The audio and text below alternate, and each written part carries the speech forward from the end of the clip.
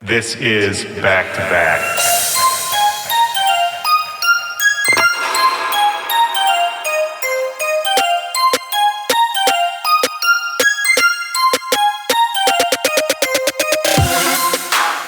Yo, what's up, Back-to-Backers? This is Willy Joy. Welcome to the show. This is Back to Back. This is my podcast. You're listening to it, and how are you doing today? I hope everyone had a great week. By the time you hear this, my life will no longer be in boxes. I'll be back to just being a normal human, talking to people, doing things, really doing anything that isn't packing boxes. For anybody else moving right now, I feel you. My heart goes out to you.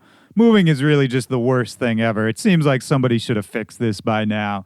But I am feeling great for a different reason, because my guest on the show this week is a couple people that I've been wanting to connect with for a while. It's Gorgon City on the show. Straight out of the UK, one of my favorite house acts, period, right now.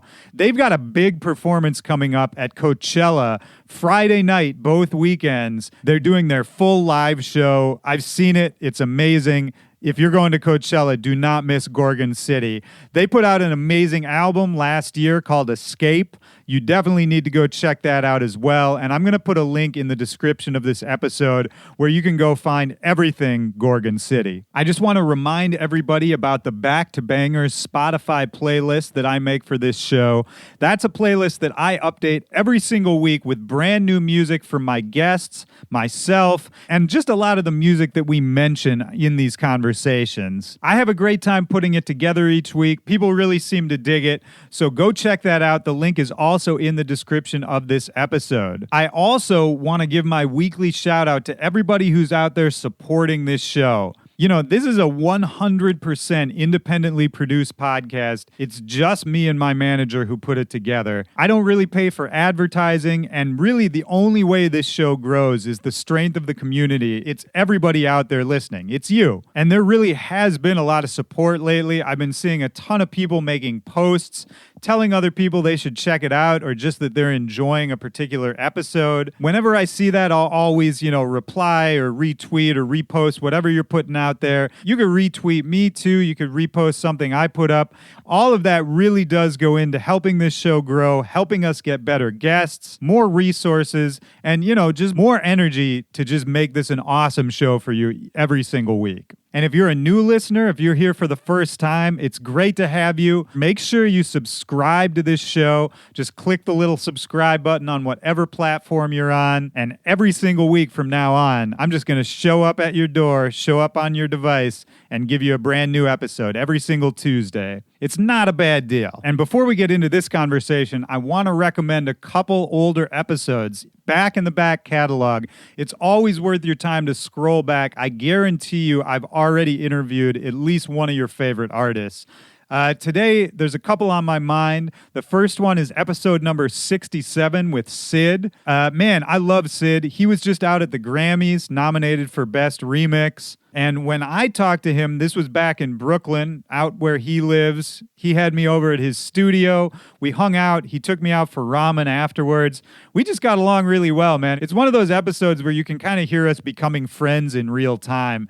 Super fun. We talked about, him working with Cascade, Cedric Gervais, Don Diablo, and really how in the last couple of years, he's kind of just come into his own, taken the spotlight, stepped out from that support act category into being a headliner of his own.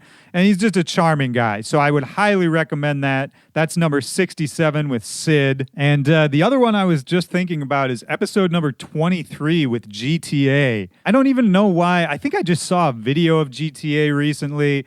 Made me miss them. I haven't seen them in a while, but we just had an awesome time when we recorded this. That was out in Los Angeles. GTA, they're so busy. They put out so much music. They run around the globe constantly. I don't think they get to, just sort of stop and reflect like this too often. It's a longer episode. We talk about their whole come up. We talk about doing a world tour with Rihanna, coming from Miami all the way to LA and not really ever compromising what they do. And they're just hilarious dudes. I really love that one. So check that out. That's episode 23 with GTA. But before you check out either of those, we're going to hop into this week's episode with Gorgon City. I met up with them in Venice. They were out there a little earlier this year doing some studio work. You know, they just put out an amazing album last year called Escape. They did a whole big tour for it. And now they're gearing up for festival season. They're playing both weekends of Coachella Friday night coming up in about a month here. That's going to be big. They're doing their live show. You know, they both come from a DJ background, so it's kind of interesting to talk to them about how the live show happened, how that evolved. And I had actually known them before Gorgon City. They both had their own individual projects they were working on, and we kind of knew each other a little bit over the internet back in the day. So it's fun to kind of catch up on those old stories and really celebrate the journey they've had to get to where they are now. I mean, Gorgon City is so dope to me because it really straddles that line between underground and mainstream, between club vibes and pop hits. Somehow they just managed to skirt that line every single time. They're such talented producers, hilarious people. I feel like we laughed more in this one than I have in any episode in recent memory. So let's get into it right now. This is me and Gorgon City back to back. Let's go.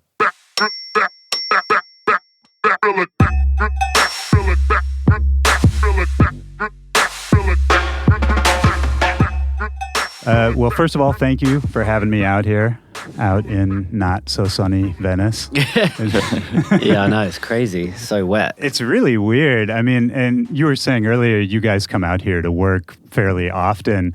I was actually wondering this because of, you know, you guys are from the UK, and I think the music you make is very intrinsically UK music. Like there's a lot of roots in it. Do you think being out in LA or being out kind of anywhere else, does that affect the sound of the music that you make, or does it affect, you know, when you're writing music? Like, does the place you're writing it in matter?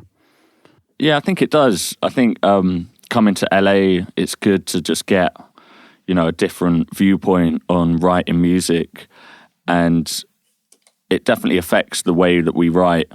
And you know, yeah, it's just good for us to like, you know, get influences from other places, you know, because we write a lot in London, and, you know, when you've got like fresh setting, it just makes it a lot easier. And I'm sure it's easier to kind of just come out here and link up with a whole bunch of different people all in a row as well. Yeah, I think like, especially in LA, like, you know, it really does feel like it's kind of the center of I guess songwriting, like, or like, you know, music making, like globally, it's like, it's literally where, you know, everyone is, whether it's like songwriters or producers or even like DJs. Like it feels like literally everyone's here or everyone's moving here. And it's didn't cool. used to be that way. Yeah. It feels like a thing that's happened in the last like 4 or 5 years or even less.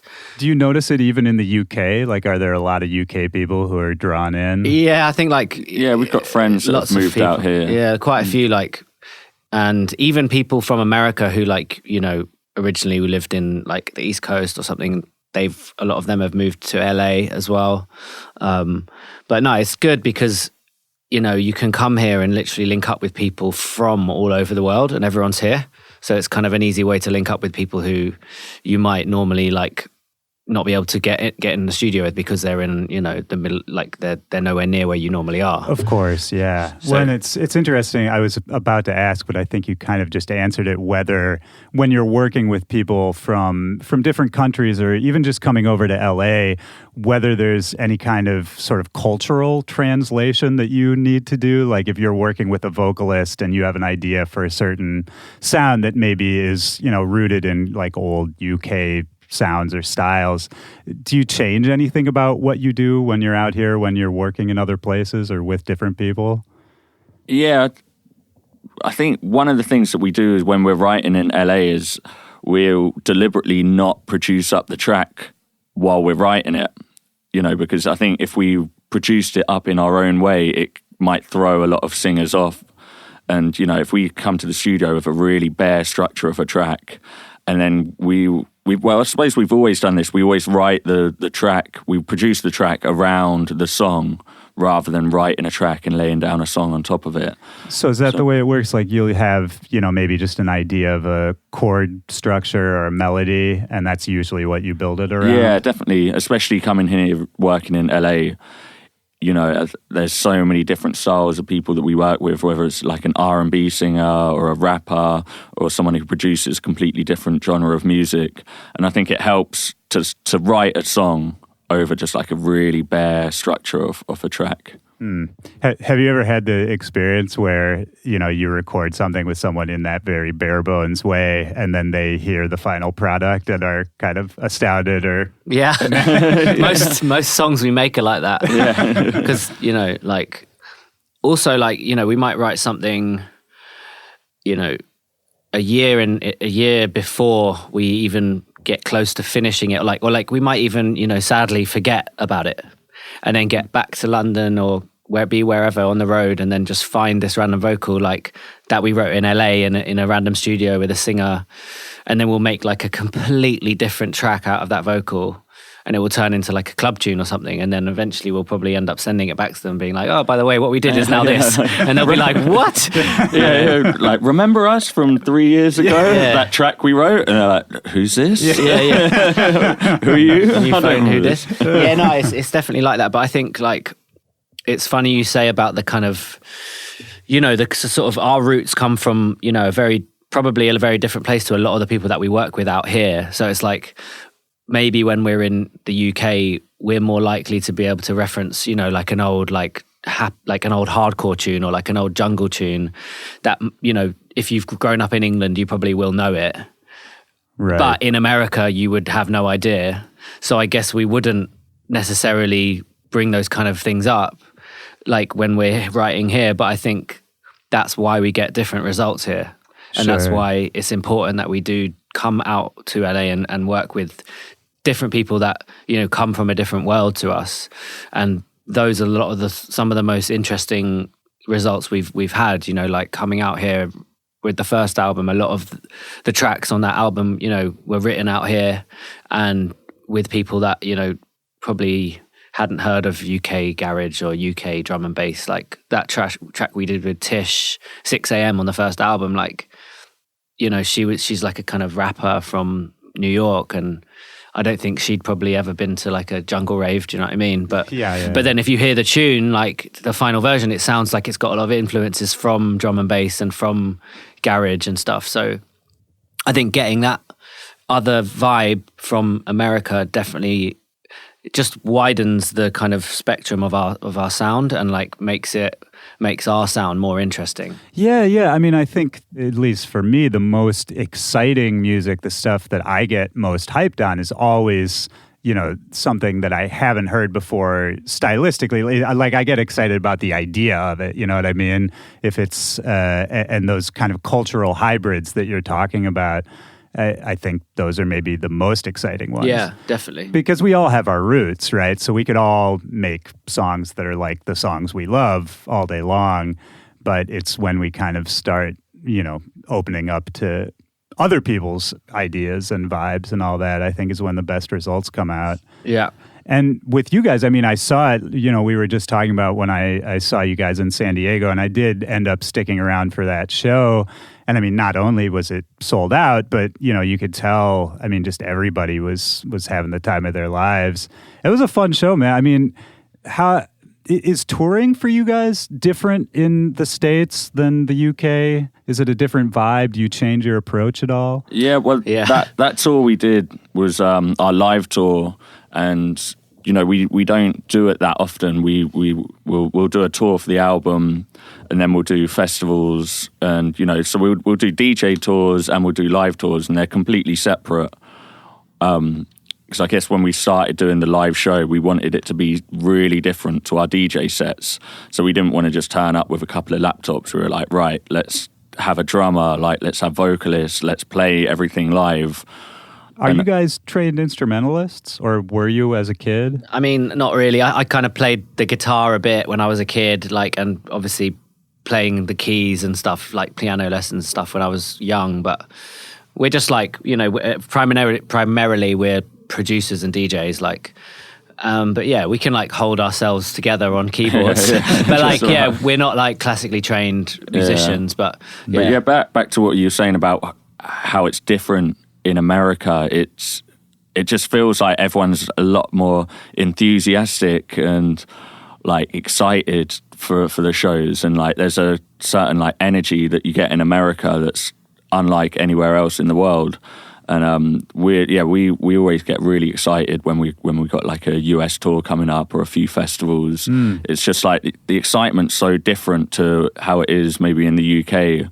I don't know whether that's because in the UK, like because it like the rave culture is like in the DNA of the UK. Maybe it is that it's a bit more normalized in the UK, that like, you know, that's just what everyone does on the weekends, where maybe in America it just seems a bit more special or a bit newer to a lot of these kids who, you know, where like the main culture is like hip hop and rock music. In the UK, like the main culture is just raving.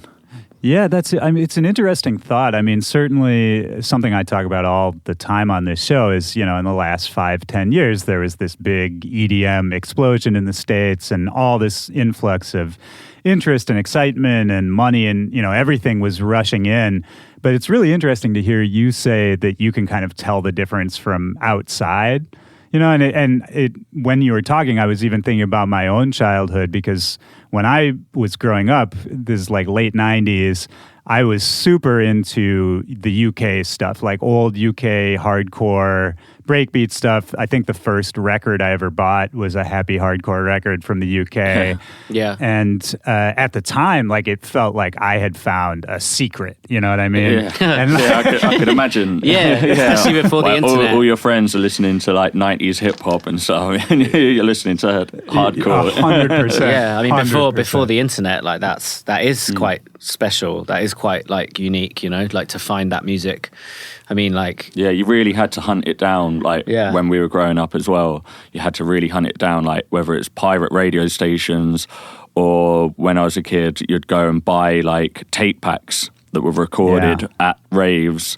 And the only way you could buy the original music was if you go into a record store in London. And, you know, it was difficult to find it. And I remember going into record stores, playing a record that was like a promo or something that they had for sale, and then we like, wow, this is that track that I heard on that mix, that rave mix from like last year. Right, because there wouldn't even be a track listing. There's definitely no track listings. It's just the DJs, right? Because there's like a million DJs at every rave, and they're all like playing back to back, and there's like 4 MCs on every set. Yeah, so you could it's just have like a track complete mess. You could have a track that you were obsessed with for about a year and wouldn't find out what the name or the artist was until you've gone into a record store a year later. Yeah, and back then happened to stumble across it. Where now, 2 seconds you can have that Shazammed. Yeah, but also back then it would take, you know, 6 to 8 months for that track to even come out, because there was such a strong dubplate culture in drum and bass and jungle and happy hardcore that the DJs would have these tunes for, you know, nearly a year before they'd put them out. Yeah. And that's why it was so, you know, they kept that kind of monopoly and like drum and jungle or drum and bass royalty like at the forefront of the scene. So it was like no other DJs could play it, no one could buy it. Everyone was just so excited about these tracks that like you couldn't get. Yeah. They would never come out, and then eventually they came out and they'd sell out in like a day at every record store in the whole of London. You'd be like, I remember I had like a moped and I'd like go to one store and they'd be like, no, we've sold out, but there's 10 left at Black Market. I'd get on my ped, zing to Black Market, and they'd be like, sorry, the last one just went. And you're like, fuck, where do I go now? Like go to West London, find it. You know, it was like that. People were running around the city trying to find these tracks. Well, sure. I mean, it was physical objects you had to get. There was no other way of getting them. And once one person got them, they're never letting it go. Each record store would only have like 2 or 3 copies. Yeah, it was insane. Especially the promo, like the white labels. Yeah, and I mean, it's interesting to think about the idea of scarcity, right? And there's always value in scarcity. Does that still exist in today's culture of making records? I think like there are tracks that you can't get. Yeah, mainly with just like the vinyl only releases, and nowadays it just seems weird when a track's been released and you want to buy it, you want to have it, but you can't have it. It seems like such a a strange concept now. Like, well, you got to go and buy the record. Yeah.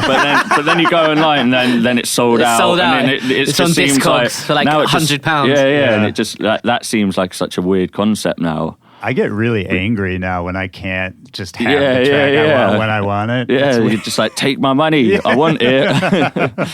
It's so weird. Yeah. Well, I mean, let's talk about, those early days before you guys had met, all of that, just growing up. Am I right that you were both raised in North London? I was. Okay. Yeah, I was actually raised just outside West London, so west of London, yeah. And I'm completely ignorant, is there a big sort of cultural difference between growing up, near West London versus North London? Does that... I don't know. I mean, every part of London is different to each other. But I guess North London...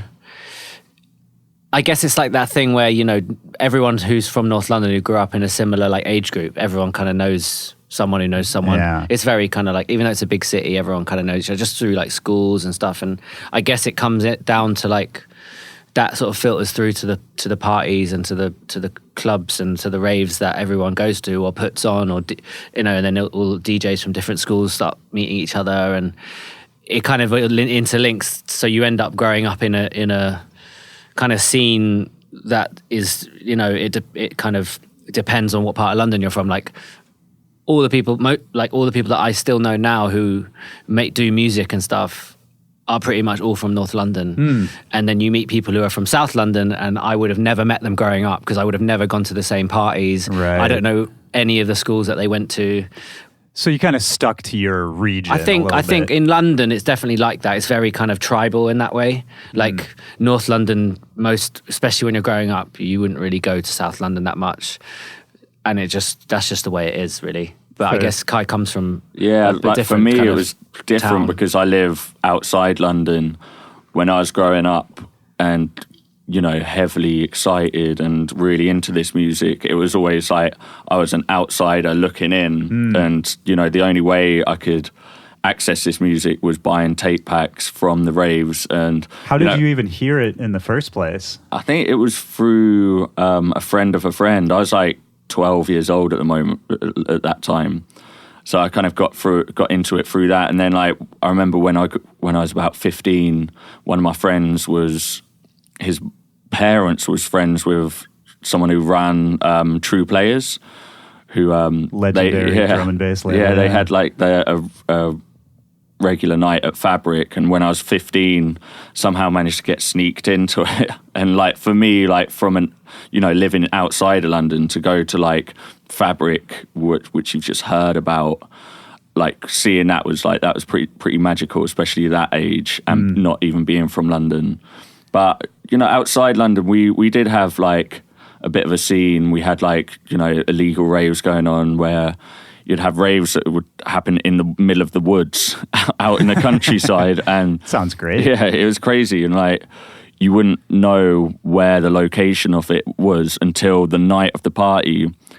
All you'd be given is a mobile phone number, and you'd have to dial that, and you'll get a voicemail, and it will tell you the location of the party. So you'd have to venture in the woods and like follow the music. And that was pretty exciting scene. That was pretty unique, I think. Yeah, that's amazing. I mean, I was born and raised in Minneapolis, Minnesota, and we had in the 90s definitely the map point thing where you would call the number, it would give you an address, you'd go there, and then a guy would give you directions to where the actual thing was. But it was definitely not in a forest. Isn't it really cold there in the winter as well? So I can't imagine you having outdoor raves in the winter in Minneapolis. I don't think I ever went to an outdoor rave there. Yeah, it's cold, man. Oh, man. We were there the other day, like, I don't know, like a couple of months ago to doing a live show, and it was like really cold. It's unbelievably cold. It was crazy cold. Yeah. It was like, you couldn't really stand outside for more than like 5 minutes. It's nuts, man. And the crazy thing is, like, my folks still live out there, and they're in their 70s, and they're doing just fine.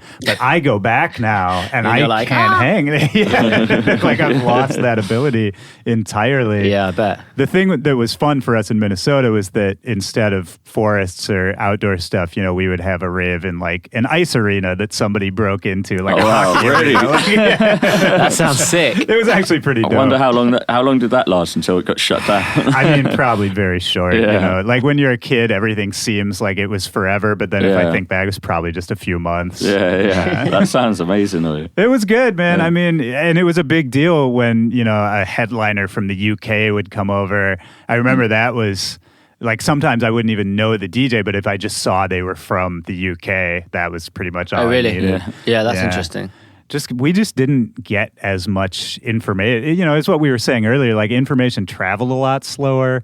And I think as Americans, our access to that music was not anywhere near what it is now. Yeah, I guess, like, you know, growing up, although we were kind of spoilt for, you know, the culture, but it still was extremely underground. Like, yeah, I mean, like I'm curious it was very kind of like, you know, we knew about it because of like our friends or older brothers or anything like that. But I think like if I don't know, like the local like park where I used to go and like skateboard and stuff, like people would talk about music a bit, but I don't think if it wasn't for like my brother and his friends, I probably wouldn't really know about drum and bass and jungle and stuff. Like you see like hip hop and stuff on the TV. Like I was into like 90s hip hop and stuff, and then I heard like a couple of, I don't know, like TV advertisements for Ministry of Sound and stuff like that. And I thought that was dance music. I thought that's what it was. And then eventually you start hearing the underground stuff, and then you're like, wow, this is a completely different world. Yeah. And then you learn about it through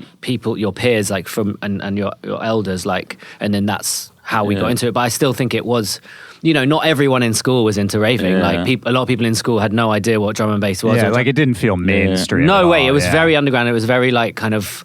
But then until like UK different. Garage came along, that definitely got felt mainstream. Yeah. But then I guess there's the mainstream side of it and then the more underground side of it. But Sure. I think like even now, like anytime I speak to someone the same age as me, everyone knew UK Garage. That was like, that went really big. Yeah, like and that so was sort of Solid Crew and stuff. Yeah. I remember. I mean, the hipsters in the US were into, you know, So Solid Crew and all that, and then Dizzy Rascal came along, and there were, you know, even people like Craig David. I mean, I think he was on the radio here. Yeah. It feels like everyone in America knows about Craig David. I think he sort of got quite big out here. Yeah, He did the R&B thing for a bit. Yeah, Right. I guess like only the first couple of tracks he did were sort of garage, and then he just like had an R&B. And now he's back. Yeah, he's back now. He's back. making the same Stronger than stuff. ever. Yeah. Smashing it in Ibiza. I mean, it's interesting to think about. Maybe UK Garage is a good example of sort of this underground versus mainstream clash, which I think you guys managed to sort of toe that line really well, where you make a lot of very poppy music. You have music that does very well on the radio, but then you also have a side of your music that's still very underground. And it seems like that's something, correct me if I'm wrong, but it seems like that's something that's important to you guys to kind of maintain that duality. And I'm kind of curious how you know, if that's a conscious thing or if you just make what you feel at the time. I guess, it never was a conscious thing. Like I guess like our first, when we linked up as Gorgon City, the first track that became like a sort of commercial record for us, or like something that got well received in the UK and you know went sort of mainstream, was Real with Yasmin. We did that track in 2012, and at the time we thought that we were making an underground record. It just happened to have like a full vocal. It was like a song-based track, and like so that sort of all happened by accident. And you know, and then after that we got into songwriting, and you know, when you're making songs, it is more based around the sort of mainstream world. But you know, production wise, we're always into like what we grew up listening to, and we're always like trying to make music that we'd play in the clubs ourselves. And like, you know, we DJ a lot, and we love always like keeping a finger on what's happening, you know, in the underground world. With that first record with Yasmin, was that the kind of thing where you thought you were making an underground record, didn't have high expectations or any expectations, and then it was kind of external forces that just told you, oh no, this is actually a radio song? That's big exactly time. right. Yeah. That was like a massive surprise for us. like we thought that it was like a completely underground record, and then the next thing I think when we found out that it was sort of going big was when the breakfast show and BBC Radio 1, the breakfast show played it, and like for an underground dance record, for your breakfast show to play it like alongside pop records, we were just like, what the hell's going on? Yeah, especially for the morning shows, right? That's when you get all the poppiest stuff. Yeah, it's that's like so funny. It's almost like pop and like talk radio, and you know, it's a drive time show, so like, you know, a big percentage of the country's listening to it, and when it got played on that, we were like, what's going on? And then it got added to the, you know, the daytime radio lists, and it was so much bigger than we'd ever imagined, and like that took us by surprise. I think I know the answer to this, but was Gorgon City at that point more just something you were trying out, like maybe even just a side project? Yeah, definitely. We were just kind of having fun, like in the studio. We were just like both doing our separate projects and sort of did it as a little side project. But I think like after we did Real, it was kind of like we sort of had found something that we weren't doing separately. You see what I mean?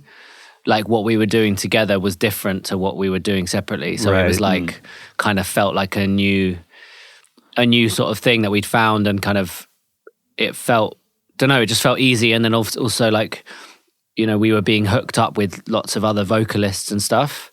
And I think when we were doing separate stuff, we weren't really doing that so much. It was more like we were making club tracks. I'd never even worked with a vocalist before that. Really? And so when when this all happened and we started getting linked up with all these new vocalists who wanted to work with us, I think it was exciting because by that time we'd both been doing our own separate thing for a few years, and it was something exciting and new, and like, you know, anything could happen. So we just wanted to see where it would take us. Yeah. I mean, I have to think if you hadn't even worked with vocalists before, did having that sort of surprise, unexpected hit, did that change the way you were writing at the time? Well, I don't know, because we'd never really, I mean, I'd worked with vocalists like a tiny bit. Like I'd done like, you know, a few tunes, you know, I wasn't like an experienced like, you know, songwriter or vocal kind of like producer or anything. I'd worked with a couple of vocalists, you know, like 3 or 4 times, like, and I think like, you know, I'd never really sat down and like written a song with anyone before properly, like in the studio with like my beats, like, so we suddenly started doing it. And because we didn't really have any kind of like formula or like kind of idea of how it was going to work, it all kind of was very experimental in a way. And it kind of made it exciting, and it made it like we had no idea what was going to come out of it. And I think like, luckily we were working with really good, you know, amazing kind of up and coming artists at the time. People like Emanike, people like Anne Marie, people like Kaiser, like, you know, there were all these Maverick Sabre, like these really interesting artists that, you know, were kind of like blowing up like at that time. Was that the label that was putting you together, or how did you know these people? Yeah, it was a mixture. It was like management, and it was people that we were friends with, like Black Butter. When we were like working with Black Butter, there was a massive like kind of family at the time in London. Lots of singers, songwriters, people like Emanike, Sinead Harnett, Anne Marie, Joel Compass. There were loads of singers at the time. It felt like a kind of explosion of UK up-and-coming music. And it was a really good scene. And Black Butter would have its own parties as well. So we'd be playing at those along with all these other artists. So we'd sort of genuinely just be hanging out, and would be like, oh yeah, let's get in the studio together. So it kind of happened kind of organically in that way. It wasn't just like the manager saying, right, you work with them. It was kind of like everyone was hanging out, and it sort of seemed like this like little, I don't know, like movement. Yeah, like a little petri dish or something. It was a good scene though. It was a good vibe, like, and we had a lot of fun, and amazingly, a lot of these people that we were working with are now like massive artists. Like Anne Marie's a global superstar now. Yeah, absolutely. Jess Glynn as well. Jess Glynn, yeah. And like Rudimental were obviously a big part of it. Sure. And they're I still think about people doing like things. them. Yeah. It's interesting because it's so easy to look back and sort of group everybody together, but it's cool to hear that you felt like there really was a scene and a community. I mean, sometimes I feel like that's maybe the best way to make good music is to be part of like a bigger community, especially in the moment, like when that's happening, Yeah, it definitely felt like, because everyone was working with each other. It wasn't like, oh, we can work with Anne Marie and you can't. It was like, we did a great song with Anne Marie yesterday. You should do one with her today. Right. You know what I mean? And like, well, because no one was famous or anything. Yeah, yet, and right? like it was just good music, and people were just vibing off each other, and the ideas were fresh, and we all sort of were in the same gang, and it was like, it was cool. It was a good little vibe. Do you miss it now that everyone is? I mean, obviously everyone's done really well, so it's a good thing. I think we kind of you as you move on in your career, you end up having different families, like when we're on the road, we're now part of a different scene, which is just as kind of family vibes. When we're on tour, like when we're playing at festivals, we see people we're friends with like on the bill, and then we'll end up working with them. Like even someone like Teed, he's like on the way to the studio now. He's coming here to write some music with us, and like we DJ with him all the time. And it's like you end up meeting different people along the way. But that Black Butter thing was cool though. It was like a kind of very UK based sort of like movement that ended up being global. Yeah. I mean, I remember getting those early records. I think it was on a promo list or something. And I mean, it just didn't sound like anything else at the time. Yeah, people like My New Leng, they're smashing it, doing their own thing. They were part of it. Obviously, like Red Light was involved, and there was lots of other producers. That guy called Was, he was great, and he's still like making music. And yeah, it was a good little crew.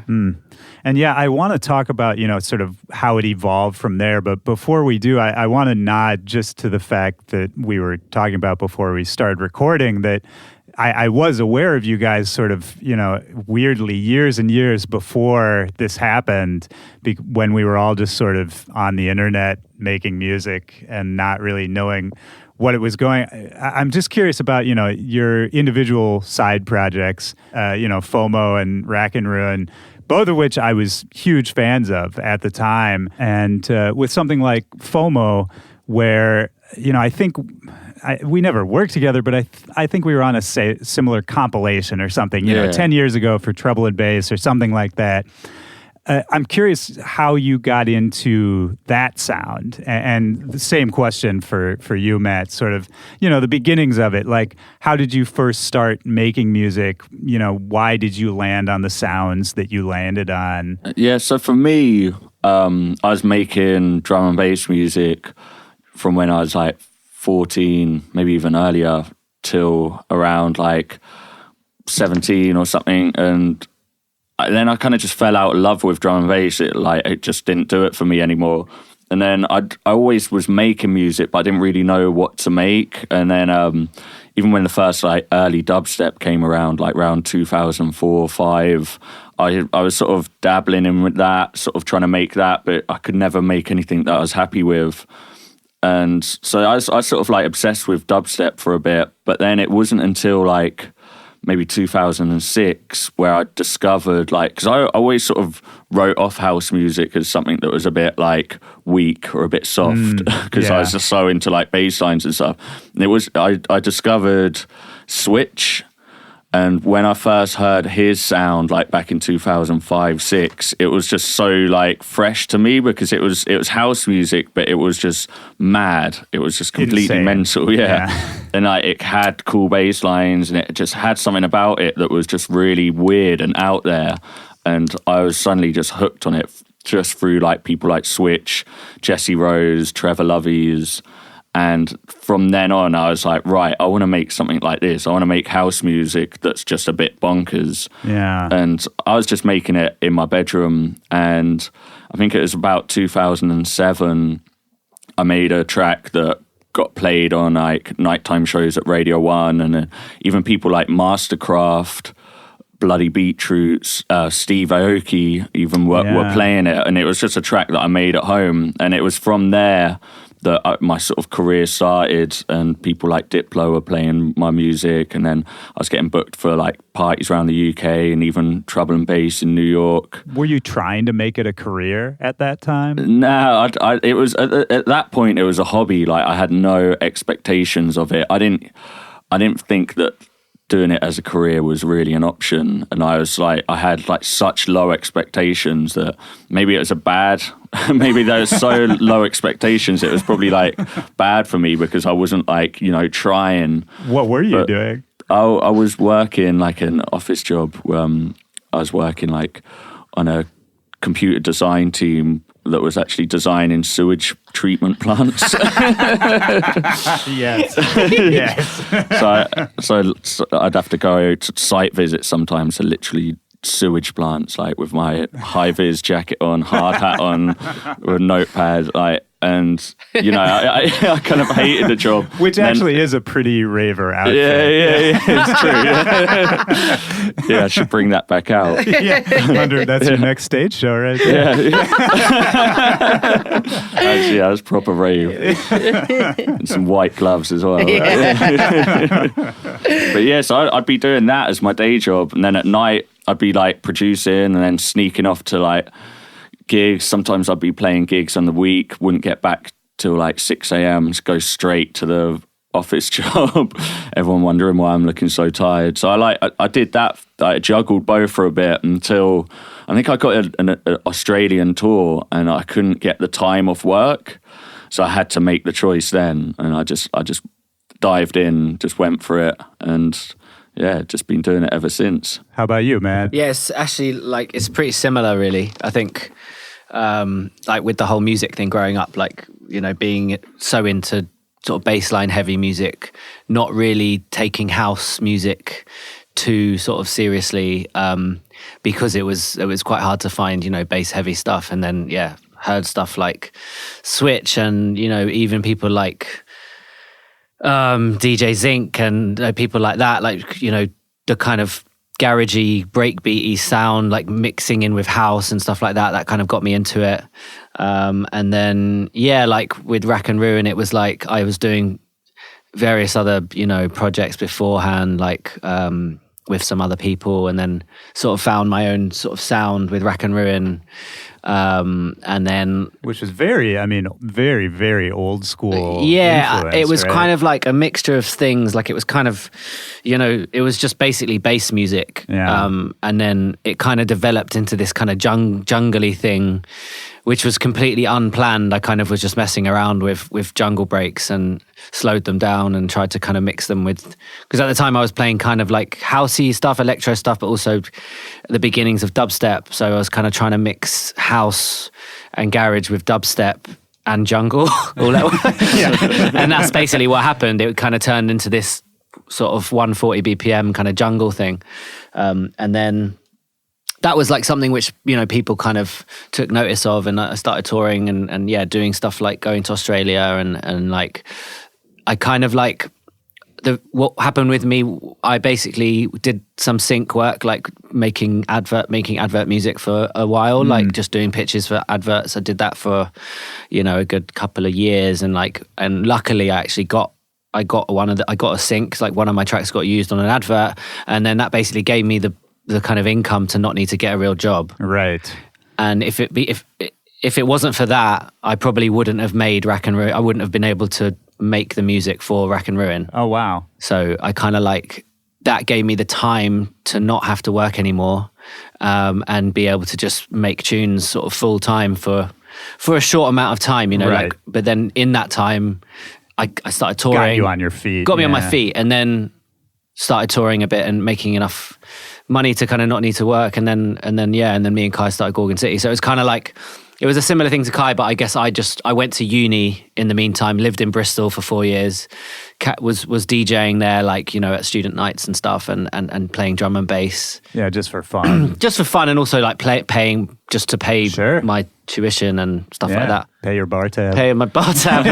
Yeah, I mean, the pints were only £1 then, so they weren't as expensive. But yeah, like I think the sort of turning point was definitely that, getting that advert, but also I guess doing Gorgon City and Sure. having those kind of, you know, the beginning of this kind of big touring schedule and putting out an album. Do you remember what company it was you did the advert for that gave you the money? Yeah, it was actually a telephone communications company. It was called Orange. Oh yeah, I know Orange. Yeah. So we had it. I don't think it exists in the UK anymore. It used to be. It got bought out. It got bought up by something. Someone like. Yeah. So it was like it got used on quite a big campaign, and it was like it turned into the campaign that they used in. They played it in the cinemas as well, Oh, like there all you over go. the UK. Yeah, that's good money. So yeah, so that basically definitely made me not need to I get a love job, that, man. and that was like, that was kind of the beginning of really kind of getting into production. And Shout out to major cell phone companies Yeah. enabling ravers Making across the stuff world. happen. yeah, man. That's amazing. And so, you know, then we covered, you guys met up, kind of started Gorgon City on a lark, and it blew up. I'm curious about, you know, those early days when you started seeing all this buzz and all that attention and thinking, you know, this might really be something. Did you, like, in the moment, were you able to kind of recognize that, like, okay, this is a thing? Did it change the way you were working or approaching? Was it hard to leave behind the other projects, or was it just kind of the obvious move? Yeah, for me, it came at a point where I was struggling. Like, I had a creative block in my own solo stuff. So, you know, working with Matt, we suddenly found that we were like finishing tunes like really quickly. We could like work on a song for a day and it'll be pretty much done. Where at that time I could be working on a track for like 2 months and in the end I'd bin it. And yeah, so it was just like that. It just felt like really easy to get music done, and you know, it did feel exciting. It did feel like stuff was happening.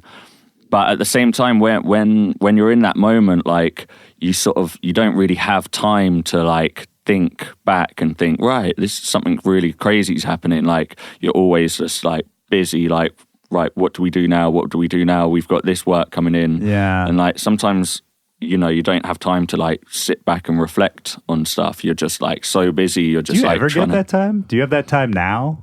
We have it once a year. In December, we take some time off, but then again, we're just, I guess, in that time we're just trying to relax. But I think there were pinnacle moments, like, I don't know, like for me, especially like occasionally we'd be like, I don't know, playing at Glastonbury or something in front of loads of people, and or like, I guess Coachella was a massive thing, but like in the early days of Gorgon City, it was like we did kind of get thrown into it. I mean, because we were already doing shows like separately and our own stuff. So we were doing like, you know, like Kai was playing at Space in Ibiza, like, you know, we were doing Australia. I was playing in Australia. Like, you know, we were doing shows that were pretty good and like pretty big. But there were moments, you know, where we were like, wow, suddenly we're like playing, you know, at Hard Festival in LA and it's like a big crowd, and suddenly we're doing Glastonbury in front of, you know, 7,000 people, and Right. there were those moments where I was like, Jesus Christ, this is fucking big. You know? Like this is something that's incredible. Yeah, I mean, it's different, right, when a crowd is coming to see you as an artist versus like going to the club to see you as a DJ. Yeah, right? yeah, and then knowing all the songs, like watching. I can't remember what it was. I think it was playing at Glastonbury or something, and just seeing everyone know all the words to the songs. It was a bit like, wow, like this is something that people actually really, really are into, and it was kind of an amazing feeling. But it does take a lot for that to happen because you're so busy. Because you're like literally every day you're like, you know, oh my God, we've got to go and work with that person. We've got to finish that track. We've got to do this remix. We've got to like make sure that it's all ready by Friday before we get on the road again. You know, it was like a constant, we're just working really hard. And when you're working really hard, it's hard to like step back and actually analyze what you're doing. Yes. And I think we have been working really hard ever since. So it's not like we have much time to kind of reflect on it. It is literally just like work. And that's how you make these things work, because otherwise, of course, otherwise you're just not going to get anything finished. Yeah. It might freak you out when you like start thinking about like how your music's being perceived, or like, you know, when you start thinking about that kind of thing, it can affect how you write music. in maybe a negative way when you're thinking, right, this needs to be popular or this needs to cater to this audience. It's sometimes nice to just like block that part of your mind out of your head and just be like, right, let's just make what we want to be making, and if they like it, they like it. If not, they don't. And I think that it's important to sort of like try and like leave that kind of external factors out of the studio. Did you ever feel that pressure, like once the project came out, especially after the first album, when you had all this attention, were there people trying to get in your ear, label people or whoever about try to, let's make another one of these songs, let's make another radio song? I think it wasn't too much pressure. It wasn't like Good. It wasn't like, oh my God, we made Ready for Your Love, make another one. It wasn't like that. It was just like, keep doing what you're doing. When we got signed to Virgin EMI, like it wasn't like we needed to make an album full of hits. It was it just sort of, we just did it the way we wanted to do it. Because we're not a traditional pop act, we don't have that pressure to make hits all the time, because we're always going to be DJing, we're always going to be like touring around the world DJing. Like you don't really need like radio hits to be a DJ. Where if you're a singer or a band, you might need that, but for us, like just having our music out there like is enough, and just touring like. Yeah, I actually just got something on promo, a new one from you guys. I'm not sure if it's even out yet, but it was, I can't remember the name of the tune, but it's like super underground. It was like kind of heavy bassline sound. That track's called Lick Shot. Lick Shot, yeah, that's what it was. And I thought that was awesome. Even going back to what we were talking about with, being interested in bass music and those sounds, that was like the heaviest thing I'd heard from you guys in a while. Yeah, I think it's quite a nice sort of thing to put out after our album, because obviously our album came out in August, and that's quite sort of song-based. And it's nice to just, now we've got our label Realm, we can do stuff like this. We can put out a tune like Lick Shot, right? Just out of nowhere, and like do different things, because we have a bit more control, and there's not so much like pressure. Like we don't need to make a video and like have a big like campaign behind it. It's just like, this is just a club banger, and hopefully people will like it. That was the sort of main reason why we set up our label Realm, is so we can just drop tracks like that, just straight up club tracks with no expectation, no marketing or anything. It's just like, right, we're going to drop it, like, see if you guys like it. Hopefully you will. And if you don't, it doesn't matter, because there'll probably be another one coming out next month. Yeah. So then like also like having our own label, we can now sign artists, because like while we're DJing, we're always listening to promos. Like we want to support new artists, and we've got a couple of new guys. There's one guy called Kyle Kinch. We've got a lot of new music that he's sending us, and we're going to be releasing that over this year. So that's fun, supporting new artists. But yeah, like having our own label, it's just cool to just be able to release like underground music with no expectation. Yeah. And it's definitely a lot of fun for us. Yeah, I can imagine. I mean, it's great that you always seem to find ways to sort of nod back to the roots of it while still, going forward with the project full steam, I don't think a lot of people have been able to sort of thread that needle as well. And are you still, if assuming there's another album coming eventually, will that be still with a major, or are you fully just on your own label now? No, we're still with Virgin. We're going to be doing another album with them, and yeah, but luckily they've kind of allowed us to, do the Realm thing. That's great, yeah. And they're quite laid back as a label, because we're so busy touring and DJing.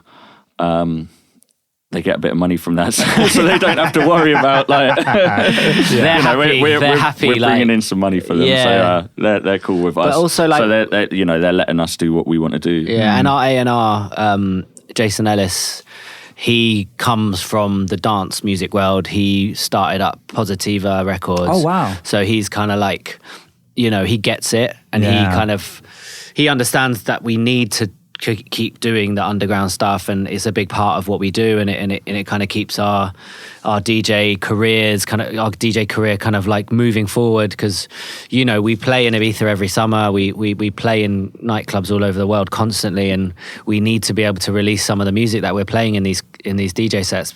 And if it was, you know, just on albums when it comes to being on a major, it just wouldn't work. So we need that outlet, we need that platform to be able to release this music, basically. And Jason gets that, and he is supportive of it, and he loves it. So that's him. That's his love is in dance music, although he works for a major, but, you know, Positiva is his thing, so it's a good kind of A&R to have. Yeah, that's so valuable, man, to have someone on the team who really gets it. Of course, yeah, definitely. And it's interesting hearing you talk about, you know, you guys going to Ibiza all the time, and obviously you travel around the world DJing sort of all the time.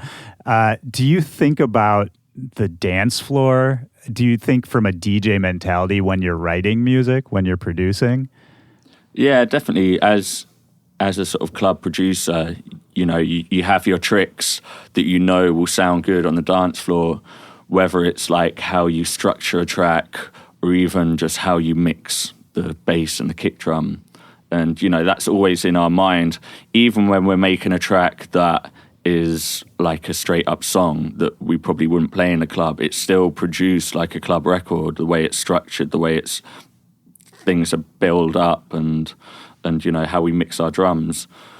But, you know, that's always in our mind. I think like we'll never be able to like get out of that viewpoint. That's good, I think. Yeah. I think it's great when you're able to kind of live in both worlds, and I think that's maybe one of the advantages those of us who started as DJs and then became producers have, because it's kind of flipped now, right, where people will start producing before they perform before they're ever in a club. Yeah, it's true. I think it's important to have that kind of like you know, experience in the clubs and DJs, even if you're not a DJ, even just having watched DJs play, you know, for years before you start making your own music and before you start DJing yourself. I think it's important, like, you know, because there's nothing, you know, it's not easy to just turn up and like rock a crowd if all you've done is made one song, you know. It's like, it's not that easy. It's like, and you can tell when you see someone who's done that because they don't know how to DJ. Yeah. And DJing isn't that easy, man. Like, you know, it's fair enough with CDJs and stuff. It's not hard to mix tracks together, but you know, you need to have the right tracks, and you do have to know how to like read a room or understand the magic of it is the interaction between the crowd and understanding and you, right? set times and stuff, like, you know, people want to dance to different stuff depending on the time of the night. You can't just turn up after making one song and play at 10 p.m. when the headliner's on at 3 and do a good set. You need to. Well, I'm sure that even helps you guys craft something like your live show, right? Understanding the flow of it. Of course. How tracks can kind of, you know, mix together and build the energy. Yeah, definitely. All that kind of stuff. So why albums? Like, how did that come about? And, you know, it seems like you guys are committed to sort of this, like, it's almost like a band mentality. You drop the album, you go on tour. How did that come about? And what was that experience like of making, you know, the first album versus just putting out a bunch of singles? Yeah, I think it goes back to when we were, you know, as we were saying earlier, just being excited to be writing songs. And that was something that we'd never done before. So like that was kind of like why we wanted to do the first album. We were like, this is something new. Like I guess as a producer, it's always your dream to like maybe one day like make an album. It's like a holy grail. Like we're like, right, I'm going to do an album. So that was why we did the first album. But I think since then it's important for us, you know, just to like put markers in our career. Like, you know, we're going to be doing this sound for this album. We'll have a break. We'll tour for a bit. Let's do another album. And it's good for our fans as well. You know, like when we're touring, we'll finish an album. We're like, right, we're going to do a live tour now. So yeah, it's good to, you know, just sort of have bodies of work. You know, I don't think it would be right for us to just like constantly be throwing songs out there. It's nice to sort of put it together in projects. Yeah, and it's like a kind of it's just like a sort of a sort of representation of where we're at that time. Yeah. So it's like Little time capsule. yeah, it's like a time capsule, definitely. and it's you know, it's a collection of all the music we made in that time. Right. And I think when you're putting just tunes out randomly, it's like it doesn't really feel like that. That's just a tune. It's like kind of all over the place. yeah, when you've got a full body of work, it kind of encapsulates it. Yeah. You know, in a more kind of solid way. And I think we always wanted, you know, we wanted Gorgon City to be an album act. After we put out the first album, it's like it's quite a big thing to be an album act. It kind of, you know, positions you differently than someone that just puts out club records. Yeah, it changes the perception. Or puts out one single a year. It's like we can play Coachella, like, you know, on the same bill as, you know, Lana Del Rey or something. It's like we can do that because we've put out albums. Yeah. Right. I think. And also, and also musically, it gives us more freedom because we love experimenting with sounds, like maybe making a down-tempo track and, you know, experimenting with different styles. And I think if we were just putting out singles, it might not make sense for us to just randomly put down like a slower hip-hop based tune. So I think, you know, having it as part of an album, it kind of just makes sense in that context. Yeah. Well, and what you were saying about it just being a piece of time too, maybe that's a way you're able to sort of do what we were talking about earlier and like appreciate the moment, you know, when it's happening. Yeah. It's like you kind of made yourself this thing that's always going to be there.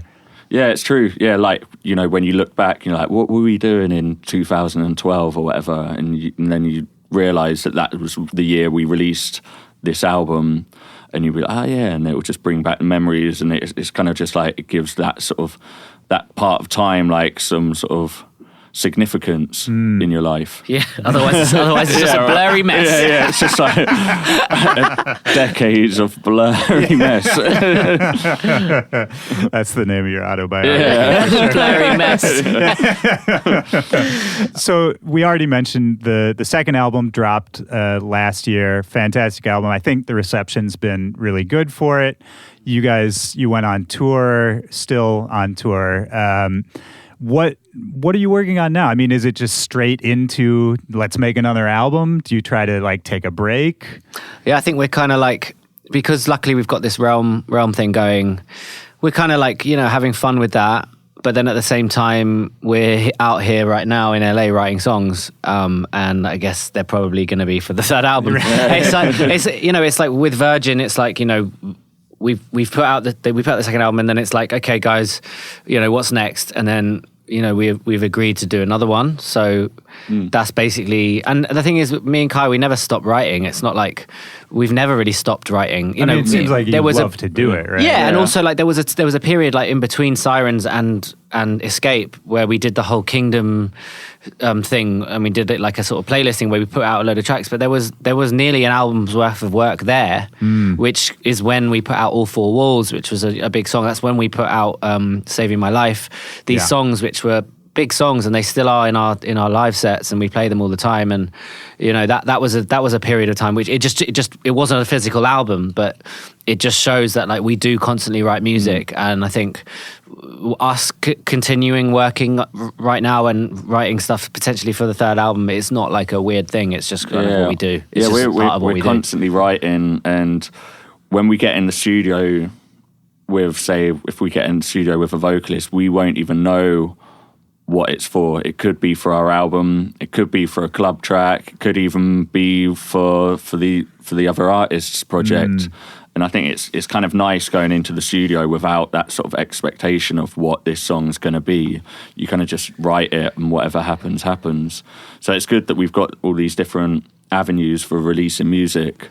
But yeah, as Matt said, we never stop writing, and you know, the stuff that we're doing out here in LA now will probably be on our third album. Are you happiest in the studio, or do you like being out on the road? Do you need a mix of both? I think we probably need a mix of both. I think it does feel weird when we haven't been away for a couple of weeks, which is kind of weird. But it's funny though, because we were talking about it just before, like, it's like, you go home, when you're on tour for a long time, you're like, oh my God, I can't wait to go back to my bed and like cook some food myself and, be in my own house. But then after 2 weeks of that, you're like, I can't, I'm literally losing my mind. I need to get back on the plane. But you're like, I really hate flying. But then it's like, it's weird. It's this weird thing where I get it, where I'm like, I don't want to get back on the plane. I don't want to go and fly across the Atlantic or fly to wherever it is.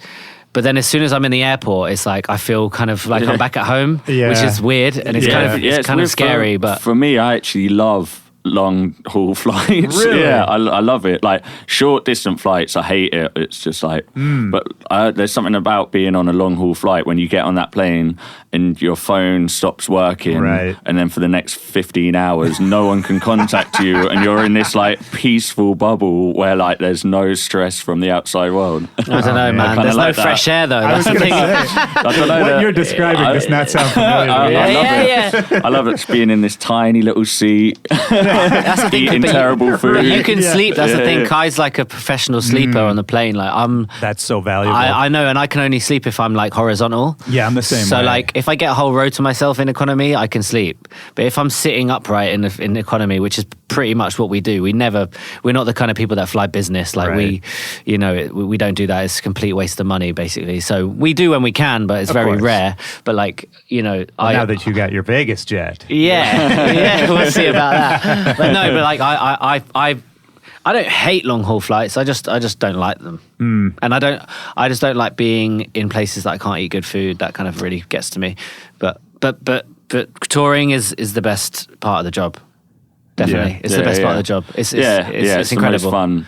Yeah. But being in the studio and creating stuff is really fun as well, and it's an amazing. It's an amazing thing that you can't really describe. It's like people say, it's like magic, like people going, just starting with nothing, and then at the end of the day, you've got this song. It can be infuriating at times when you're stuck in that, like stuck working on a track. Yeah, it can be. But hard. that's why it makes it so like satisfying when you crack a song. Like, I think that's like my favorite feeling is when you've been working on this track, and then there's just always this one moment in working on a track where suddenly you feel like it's come together. And it can be anything. It's going to be just like when you've added one bass line that seems to work, and then it's like, oh my God, I've cracked it. And then you're just vibing to your own track and like, right. Yeah. And then after that, the song will just write itself. Right. That's the magic of it. And I mean, I think the theme throughout this whole conversation has been that, you prefer it to just be in the moment, not, to like intellectualized all of that. And I completely agree. I mean, I think about songs I've written, and I think the ones I'm happiest with usually are the ones where I can't even really remember how I did it. Yeah. It's just like, it's almost like it's being written for you. You're just like, it's writing itself. You're just there, like, controlling it and making it happen. Like, that's sort of a weird feeling. 100%, man. And it's the same for the live show too. I think it's those just the moments that you can't plan for that just happen. Yeah. I think I'm just addicted to that. Yeah, definitely, man. Definitely. That is an addictive feeling. So we'll wrap this up. Before we do, I just want to make sure, is there anything else people should be looking out for? Anything else we haven't covered that we should talk about? I guess it's just like the label realm. We're kind of excited about that, and to like look out for the stuff that's by artists that we're signing up. People like Carl Kinch, and we've got some exciting new music coming this year. A lot from ourselves as well on that label. Yeah, that's great. Also, Coachella.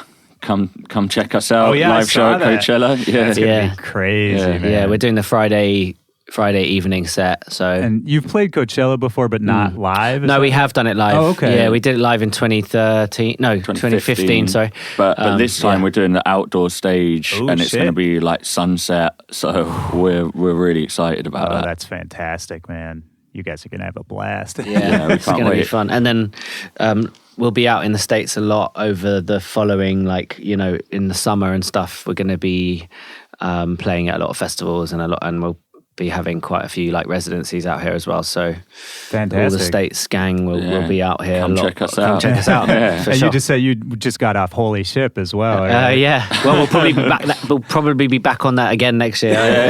Chances we've been are. doing it for the last 6 years in a row, and like Holy we shit. can't get enough of it. We can't get enough of it. We're addicted. We're like, "No, bring us back next year, please." I was talking to I just saw last weekend. I saw Habstract. You know, Oh, yeah. And he was out there, and I was just like, I couldn't tell if he liked it or not. I couldn't tell if he had a good time. Yeah, It's people like- are in shock. yeah, Like when you see them just afterwards, they're still in shock. Yeah. But then you see them a month later, and they're like, "Actually, that was so much fun." Yeah. Like, yeah. Well, you guys are pros at this point. This has been great. Last question. I ask this at the end of every episode.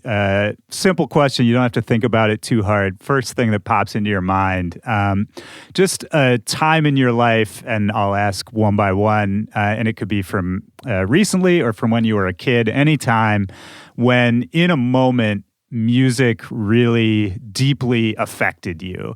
And that could mean anything from change the way you thought about something or gave you goosebumps or was just tied to an important memory.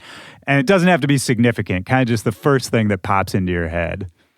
Wow. Maybe the first time I truly discovered what sub bass was. Oh, wow.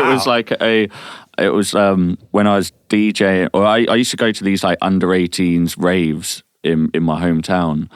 And like it was on first time I heard like music like drum and bass on a big sound system. And by that point I was already a big drum and bass fan, but I'd only listened to it at home on my small speakers. And there's this one track where the sub bass was different to like the mid-range bass that was going on. And like I for some reason that always stuck with me. I was like, wow, like I discovered what feeling bass lines felt like. And that's like unlocking the key to what the music is intended for, right? Yeah, just like feeling what sub bass is. That was like... That's such I love that you said that, man. That's such a huge part of dance music that I think, nobody ever really talks about, but it really is about how it actually physically hits you. Yeah. You know? I remember the track as well. It was the Total Science remix of Champion Sound. Oh, a legendary. Because you know it's got I remember that. the big synth is like bow, bow, bow. I always used to think that was the bass line, but that's not the bass line. That's Right. just like a mid-range. Yeah, the bass line's like dum dum dum dum dum dum dum dum. Yeah. So, and I never, because I'd only heard that song like at home,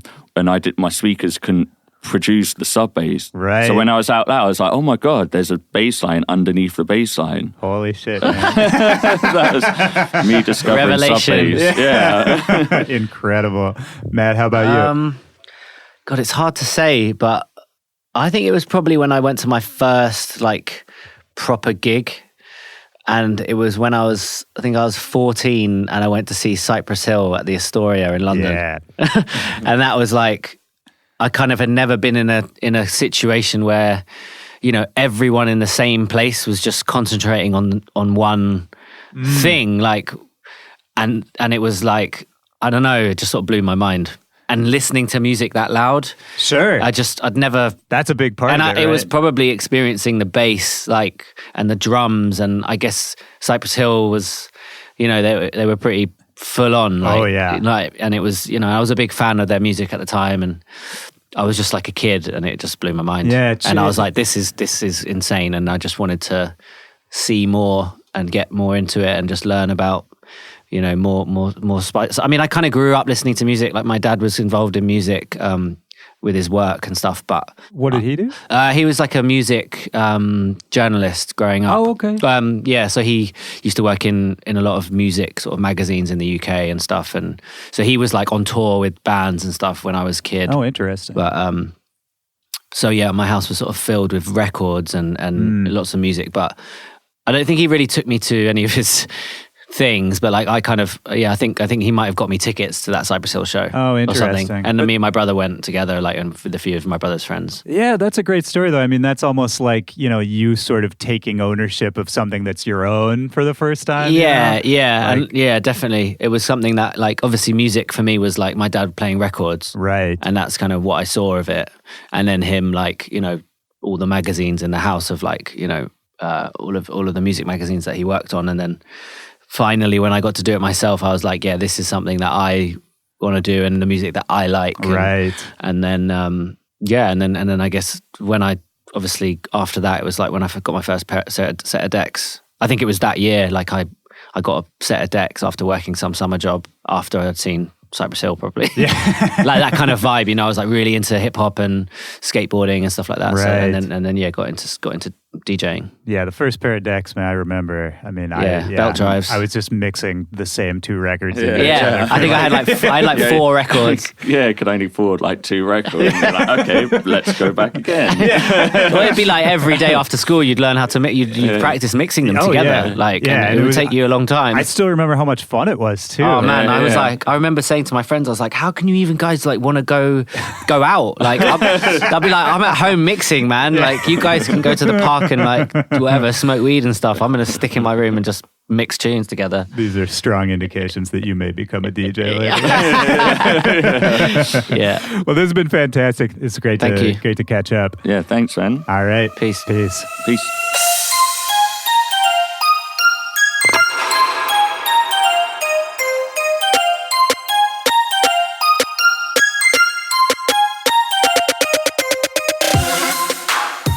All right, that's the show. Shout out to Gorgon City. Loved sitting down with you guys. Glad we finally got that put together. Don't forget, for everybody out there listening, Gorgon City is playing Coachella Friday night, both weekends. If you're going out there, you do not want to miss this show. If you haven't already, make sure to check out their fantastic Escape album that came out last year. The links to all their dates, music, everything is going to be in the description of this show. My name is Willy Joy. You can always hit me up at backtobackpod@gmail.com, or you can hit me up on social media at Willy Joy or at backtobackpod. And that's it for this week. I hope you have a great rest of yours. Take care of yourself. Find some time to relax. Go have some fun with some friends, some loved ones. And that's it. I'll talk to you next week. For Back to Back, this is Willy Joy. Peace.